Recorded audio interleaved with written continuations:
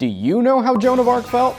Here's your brief Joan of Arc history lesson for this week. A peasant girl born into the Arc family in the village of Domremy in 1412, in the midst of the 100 Years' War, where France was basically having a civil war while the English are also saying, hey, we should be in charge, we're gonna take you now. Joan was your typical pious girl tending the fields until she heard the voices of angels speaking to her one day. Joan, they said, you gotta make Charles king. Also, you have to destroy the Burgundians and the English and make France whole again. Also, wear some pants. Bye. After jumping through a lot of hoops involving disguises, premonitions, and a brief witchcraft trial, Joan was in charge of leading her first major battle, the Siege of Orléans. This 16-year-old girl was a massive morale boost to the Armagnac troops and won the battle, including tanking 2 arrows like a legend. Charles became king, but Joan said, nah, we're not finished yet. When the Burgundians struck again, Joan rallied the boys to relieve the besieged city of Compiègne. The Armagnacs said, hang on, Joan, we need a plan of attack.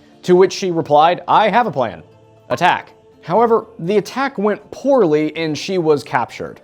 Eventually, she was sold to the English, where she was tried for heresy, witchcraft, and yes, wearing pants, in the condemnation trial, and was burned at the stake.